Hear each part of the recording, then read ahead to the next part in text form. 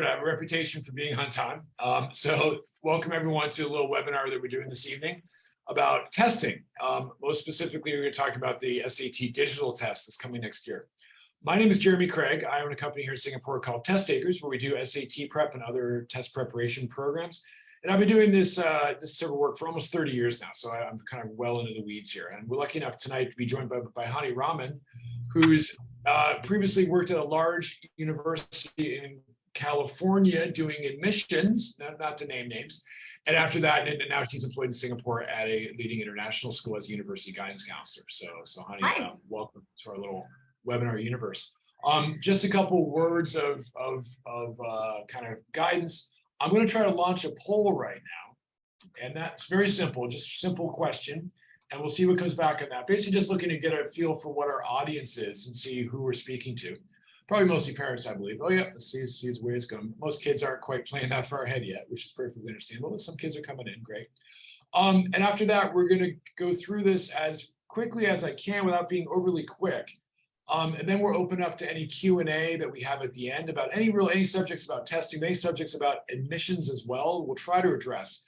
I will say that last week, myself and my friend Trevor Sturgeon tried to answer a lot of the broad what's happening in admissions questions, what's happening next 6 months, 12 months, those sort of thing. And the one last week that's also available on YouTube.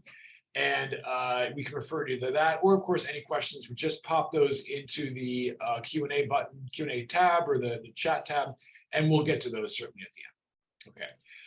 So without further ado, we'll go ahead and start the slideshow. Page ready? Nice. So as I said, it's testing times. It's interesting to see what's developing now. This is not my first rodeo. I've been doing SAT prep for so long. This is the fourth SAT revision that I've lived through, okay, that I've been experiencing. Although it's the first one that we're really moving from paper to digital, which is the big change. We're going to talk a little bit about what's changing, why it's changing, how the test is actually going to work, or how we think it's going to work, because there hasn't been that much information released on specifics quite yet. And after that, we're going to talk about what sectionally adaptive means. It's a bit of a new thing for the SAT. How to prepare, which is the big question. And a lot of the answer to that is to do not much. And then a little bit about recommendations by graduation year. What I'm not going to try to get drawn into is discussions of test optional, that big debate. I covered it last week a little bit with Trevor, and I'll be doing it again in another webinar in the months to come about what that really means. There's a lot of debate about that as we see it cycle through the system a couple iterations now. And I'm going to try not to go down that rabbit hole. So first of all, here we go. Okay, what's happening? March 2023, the very first digital SAT will be administered internationally. It's happening a year later in America. So the international markets are effectively being used as a trial run for this new system for the College Board, the test owners, to try out the test for the kids in the States who are going to use it the year later. Now, importantly, the big change is in delivery and overall structure, how the questions come together, not in content. The content, I was lucky enough to get my hands on a new practice test that just came out. I shouldn't see, but do. And the content's pretty similar. It's what we expected, is what they've telegraphed was what was going to be given the information that they have made available from the College Board. So the actual stuff that's tested is very much the same as what's on the test now: reading, writing, and mathematics, what kids learn in school anyway. The big change is going to be in the format of the delivery, and that's going to be on a computer or handheld device rather than a paper and pencil exam, which is what it has been.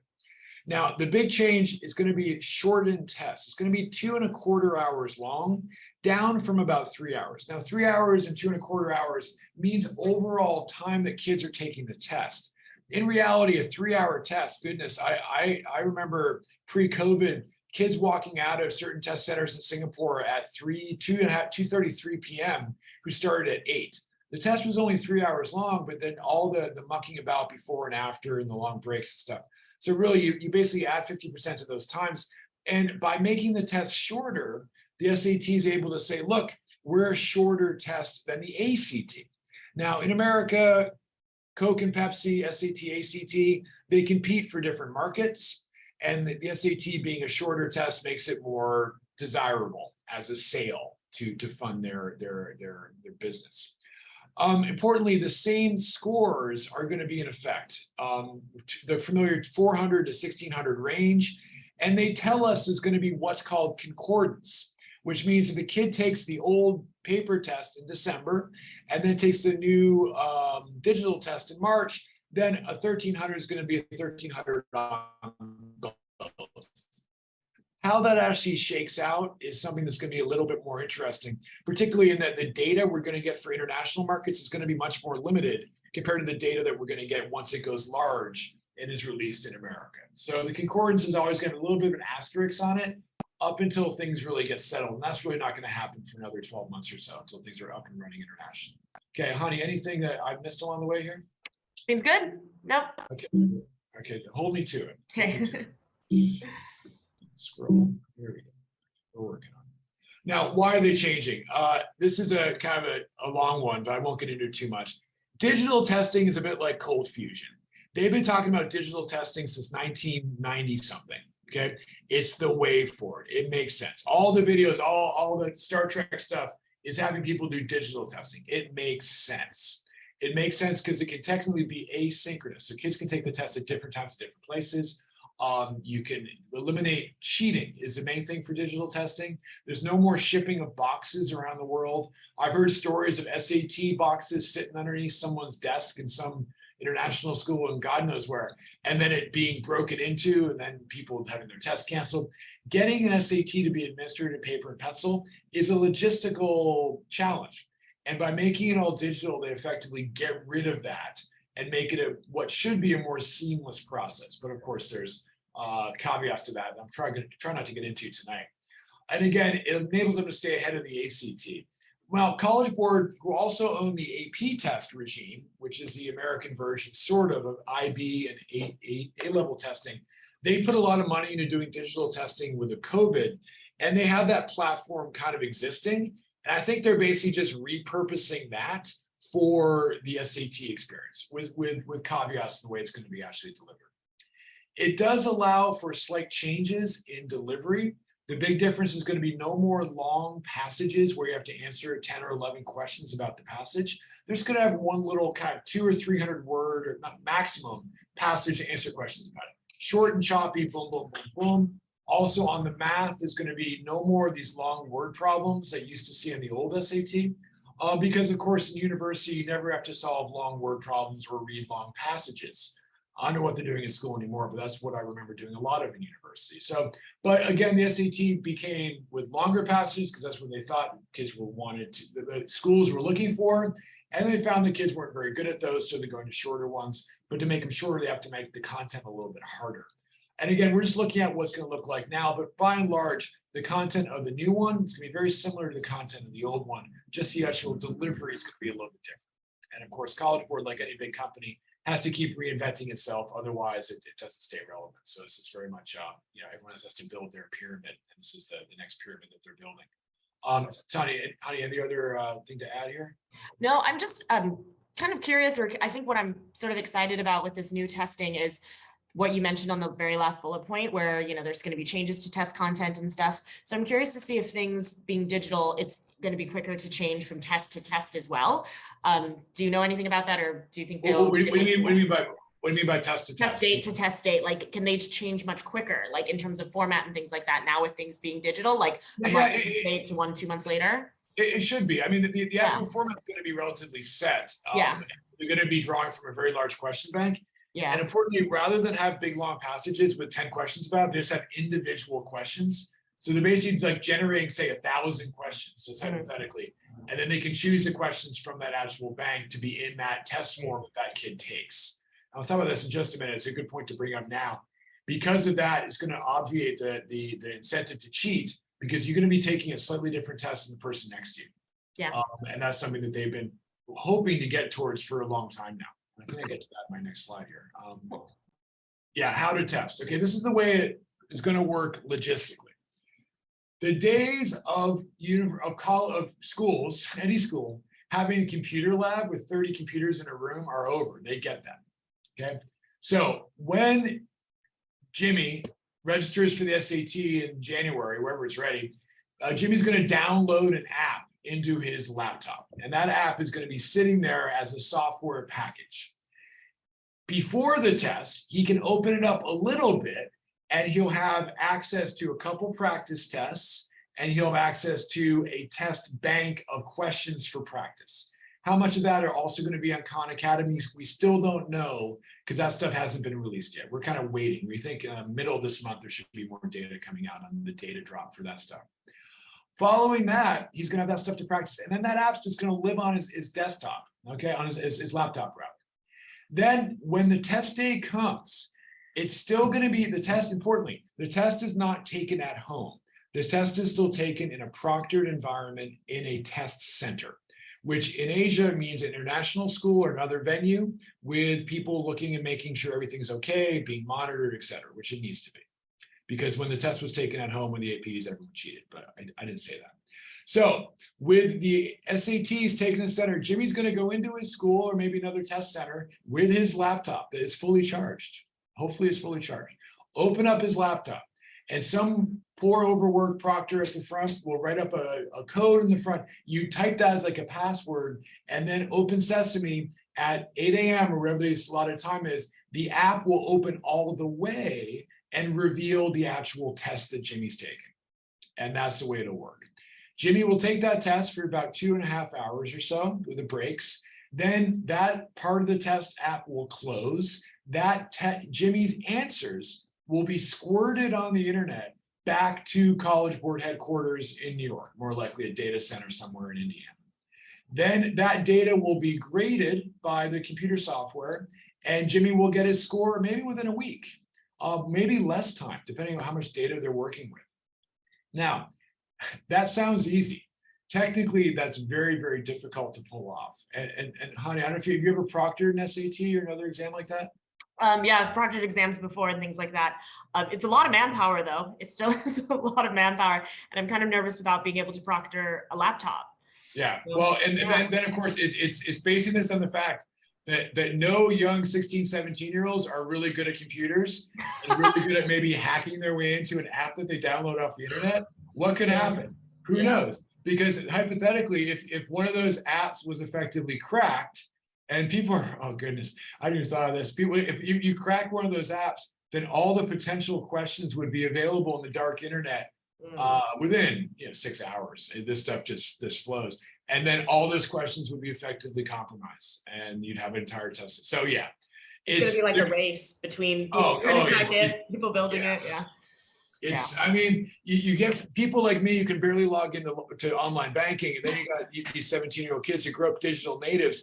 They're going to be trying to hack their way into that. So, and College Board is not DARPA. They don't have, they have IT, but not that level. So the technical challenges merit a whole other webinar to talk about how they're going to pull it off. And that's as a result of that. That's why a lot of schools, at least in Singapore, are holding off and not administering the test in March because it's just very challenging. Who wants to be the first one on the new roller coaster? Not me. Yeah.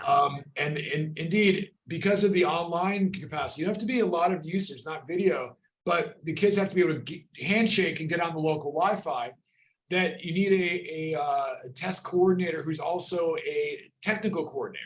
So you need to bring in your IT coordinator on a Saturday morning at 8 o'clock to make sure that the guest Wi-Fi works. Yeah, that's going to be tricky.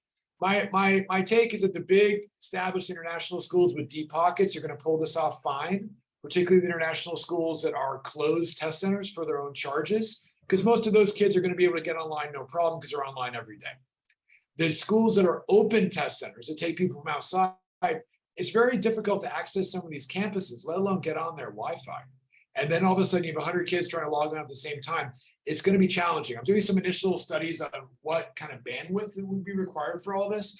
And I'll report back on that in a month or two. Probably not a webinar, probably in a piece. But that's the way it's supposed to work. What could go wrong? Okay, so again, that's what we're looking at. Now, how is the test actually works? 4 sections still. 2 sections to start are going to be reading and writing. They're both the same length, 32 minutes. You take the first reading writing section. I'm not going to get into what type of question. We know that, but you can read that for yourself on the College Board. Basically, reading and writing mean grammar.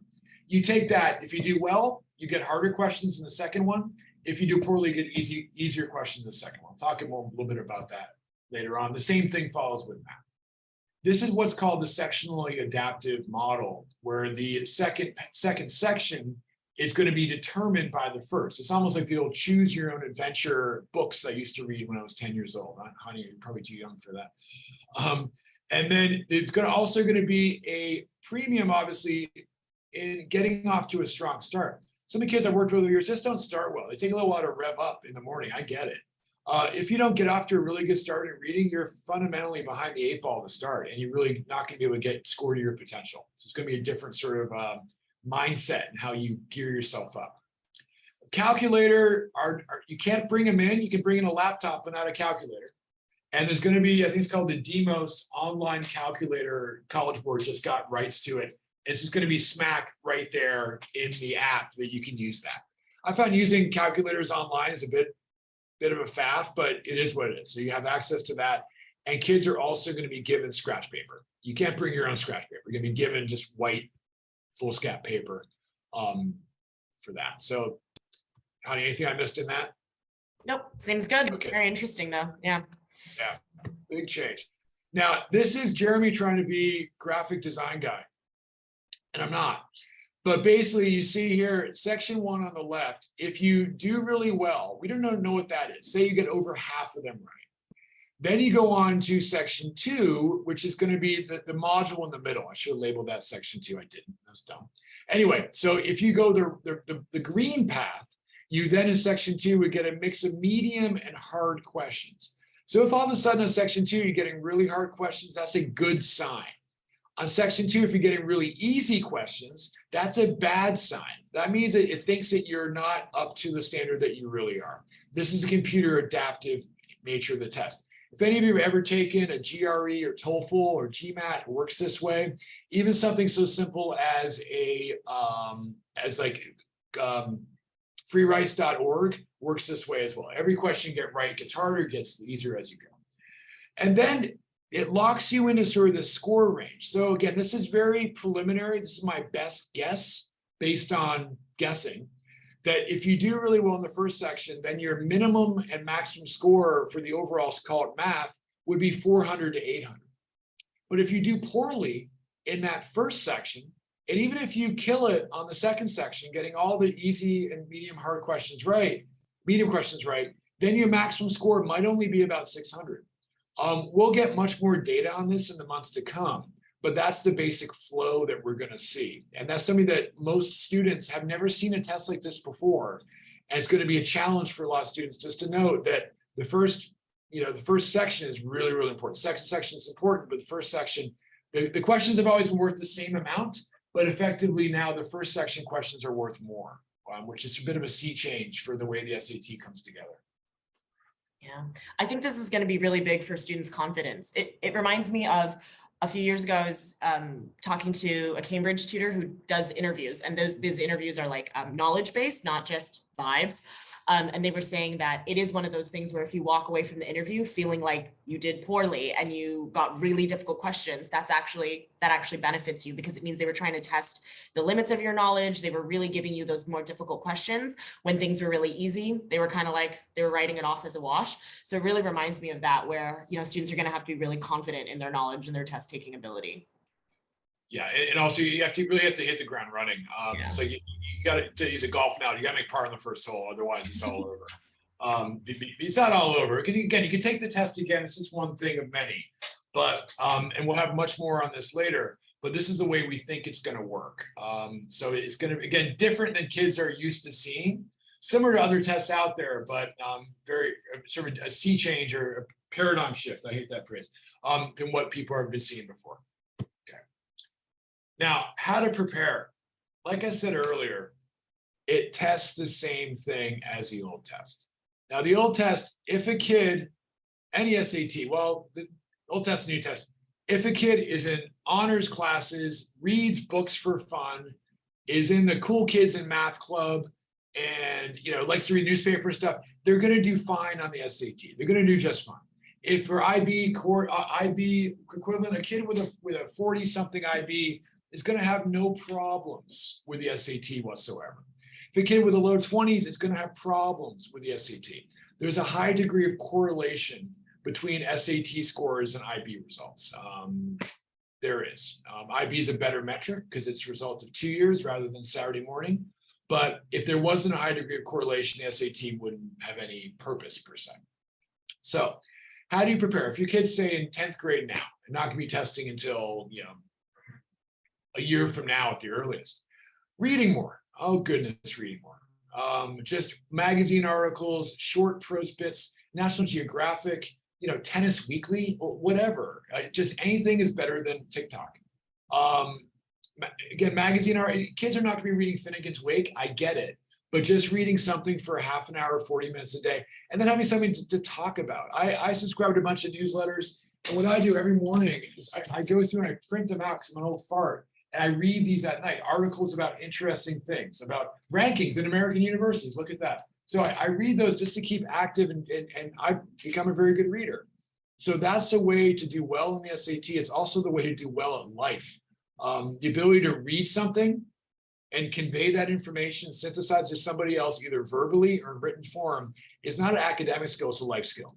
And people who can do that are called leaders. And that's a skill that I think is often neglected right now in the education system today. It's certainly not tested that well. It is tested on the SAT, and being able to read for long periods and answer questions about it is a key skill that it's got worse with COVID, let's say.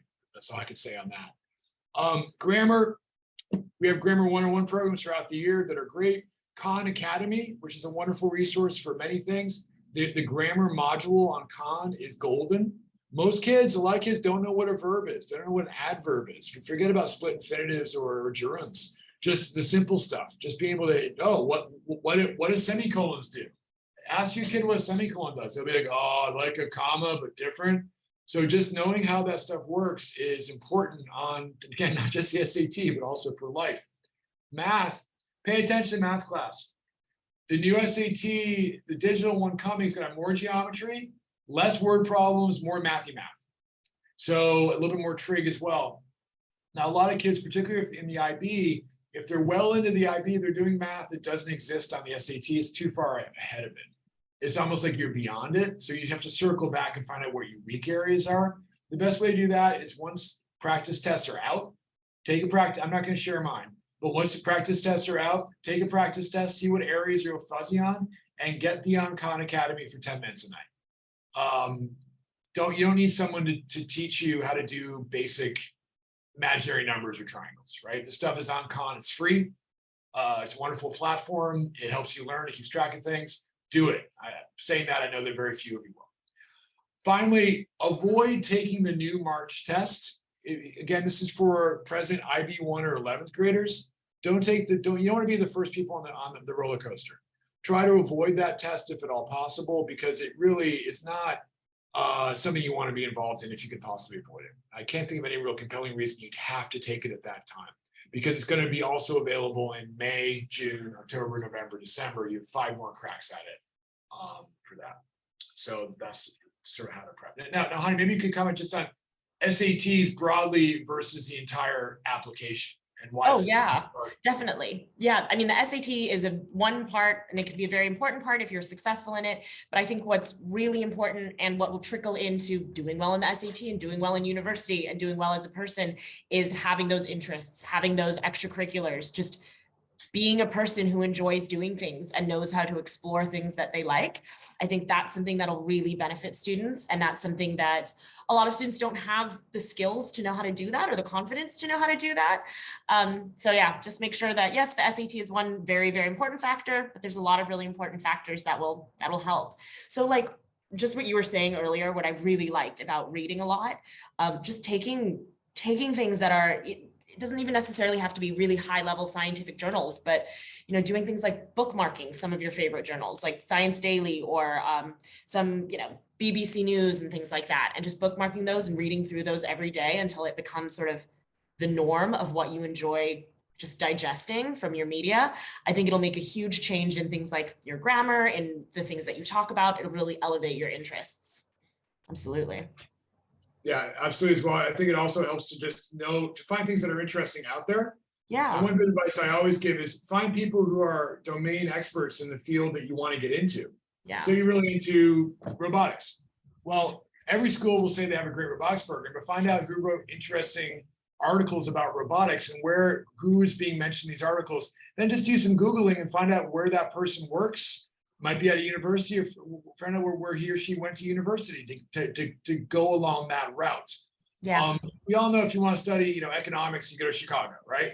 But for anything that's a little bit more nichey, you have to scratch the surface a little bit to find the schools that are right for you, without getting overly specific, right? Yeah. You might change your mind. You might show up at Chicago and decide to do French literature. Which is nice, which is the beauty of it, which is the beauty of being someone who understands how to pursue your interests and how to identify what you like and what you don't like. Like, let yourself go down rabbit holes of curiosity, for sure. Absolutely. And then MOOCs and stuff. MOOCs are great, massive online open courses.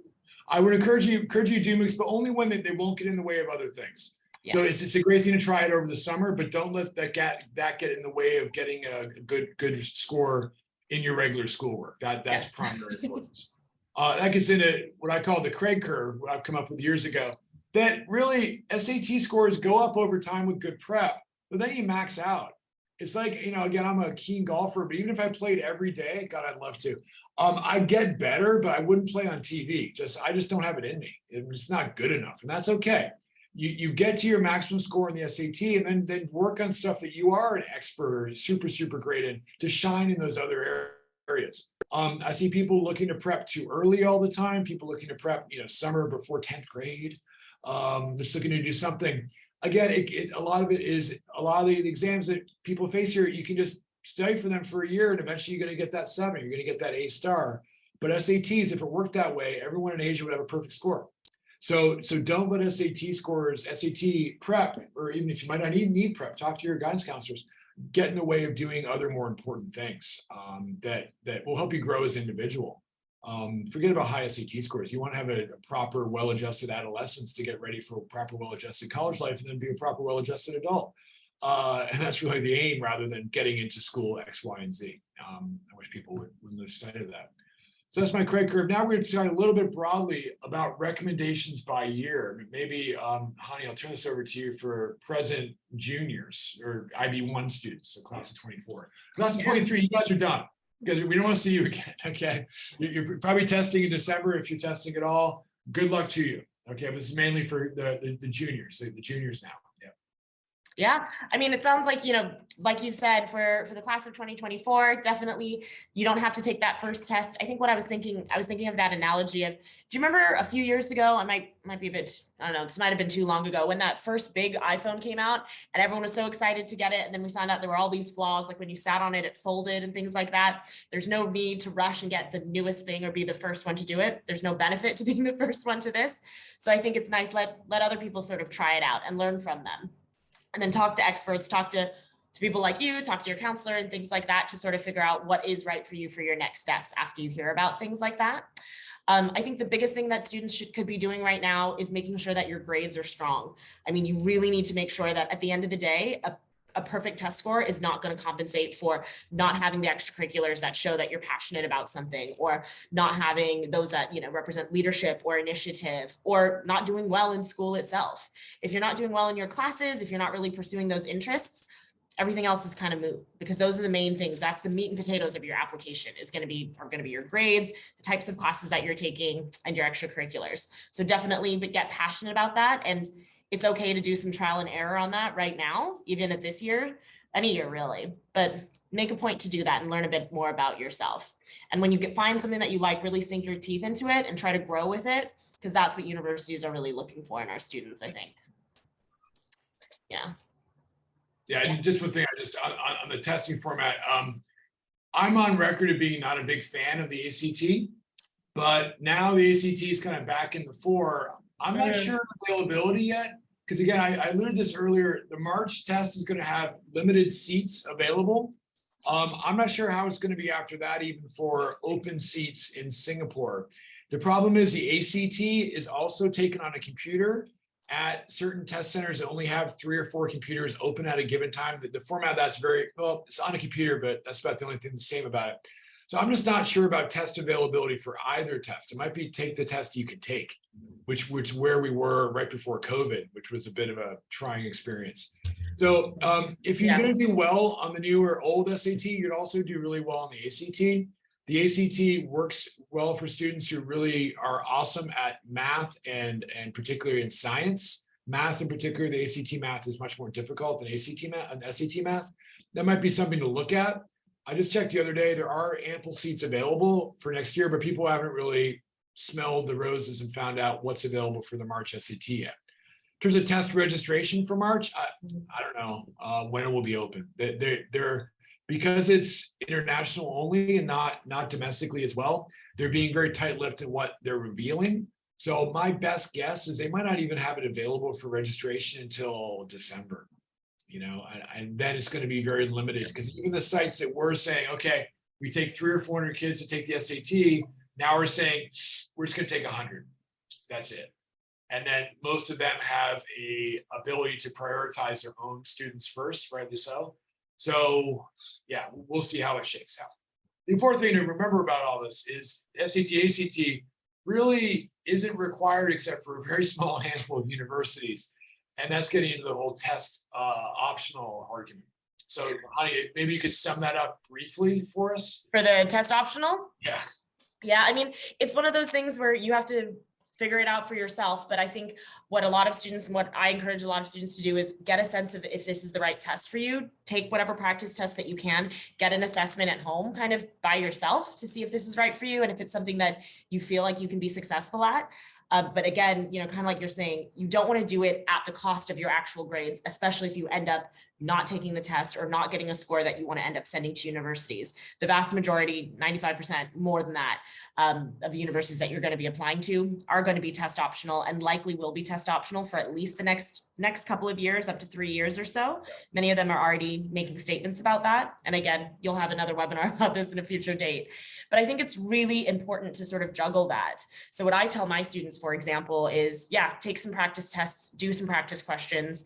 If you think it's something that you can devote the adequate amount of time that you need to get the score that you want for competitive universities, go for it. If you think your time is much better spent getting your actual in-school grades up or developing hobbies and personal interests, then you need to do that as well. And it might be one of those things where, you know, there might be a bit of a sunk cost if you commit to it and then realize it's not the right thing for you, but that's okay. You can always pivot, you can always keep going, but just make sure you're always sort of reassessing what you're doing. Yeah, that's very sound advice and what you'd hear from any good guidance professional.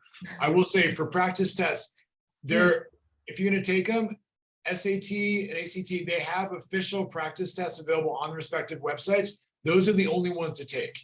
Don't go to any test prep providers and look to take a practice test because it's so easy to just game those tests to make it look like you scored lower or higher than you really did. We don't do that, of course. Our tests are actually scored spot on what we think the SAT is going to be.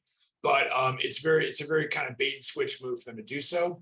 ACT and SAT both have existing paper and pencil tests. They're just a Google search away.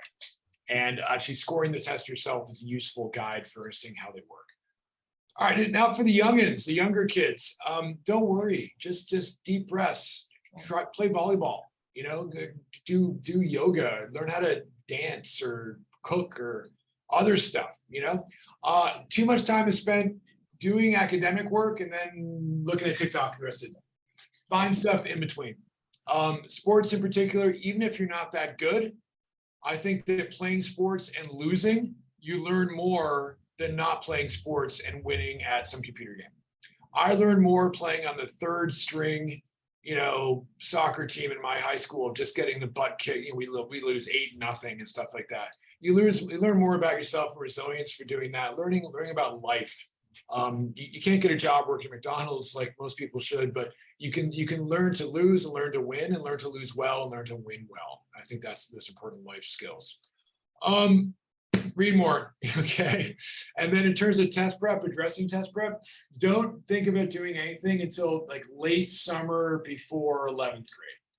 And even then, taking the test, I would encourage it, generally speaking, second half of 11th grade or IB1, not first half. First half, a lot of you, particularly those of you starting the IB, IB is when the stuff gets real. Okay, Yeah. and it gets really challenging. And what subjects do I take? Scramble, scramble, scramble. Much better to take it when you're in the flow a little bit. And I say the earliest that any 11th grade should take the test is December. And that's for the super kids, reading Jane Austen for fun. But yeah, so but don't stress about doing stuff, especially for SAT, doing practice tests now. I have a practice test, you don't. So don't do anything now because you don't really know what's going to look like. So Hani, any advice for the 7th grade parents looking? I think just enjoy yourselves. Just again, figure out how to pursue what you like. I think what a lot of students and what a lot of people don't realize is pursuing those interests that don't necessarily seem like they're necessarily going to be like lucrative for university and stuff like that. Those all have value. Like you said, being bad at a sport, better than not playing a sport. Probably for many people, just as good as being good at a sport if you learn from it. I think it's more about the type of growth that you can experience. And a lot of that is just determined on how your ability to reflect, your ability to be humble and think about what you're doing and actually take that and run with taking things and running with them and pivoting as needed. So yeah, just enjoy, learn how to identify what you like and learn how to identify what you don't like. I think that's a big thing you should be doing at this point. Yeah, it's just core life skills really that are, yeah. And think of, again, I'm not going to bust on the MUN too much, model UN. Look around your school. How many kids do MUN and, orchestra? Great activities. Don't get me wrong. Do something else, be a little bit spiky, find something, start a club. Yeah. Take what you love, take what you think you don't. So for example, like I've had students who thought that their hobbies weren't lucrative or weren't something that they could share, but like a student who's really good at doing henna. They just started a club where they taught other students how to do something like that. They made it into a cultural component. That was a kind of creative component as well. Things like that, where it might not be something that already exists at your school, but that doesn't mean that it's not a fantastic idea that you could be sharing, that people want to learn about. Yeah. Yep. Yeah. And that whole other activity stuff is merits about 3 more webinars right there. But that's just our broad advice. Again, don't get sucked into SAT prep or any test prep too early because it's a waste of time and money. We don't accept kids in 10th grade and we never will for SAT. PSAT doesn't mean anything. No reason to prep for it. All right, next up, I think it's serious issues here. Oh yeah, what do we do? Yeah, we do test prep. I've been doing it for a while here for 21 years, 22, something like that. Mainly SAT. We're getting back into ACT because we have to. We do a fair amount of tutoring for the SSAT, which is a test you take to get into high schools in America. We're seeing a little bit of an uptick for that. American owned and operated. And again, Testtakers is actually an American company outside New York City. I work for them to put myself through this little dump of a university over my shoulder here in New York. And then we have their technology team are dissecting what we know about the new SAT right now. And we'll have something passable for a program ready in January. I'm very confident of that. We also have one-on-one programs that we call for reading, grammar skills, and also math skills that your kids are not good at. Trust me, they are. They say they are. Their teachers say they are. Yeah, we'll tell them they are because that's the real facts. And we'll have numerous programs available for ACT, SAT, all that stuff up on the website, certainly before the end of November, probably the end of October, you don't have the schedules up. So see, a question came in. What's a good, what used to be a good score for tier 1 university? Guidance, yeah, the schools will tell you what their middle 50th percentile is for accepted students. Now, look at the number pre-COVID, and that's a little bit more accurate. So a school might say our middle accepted 50% is, say, 1,400 to 1,500.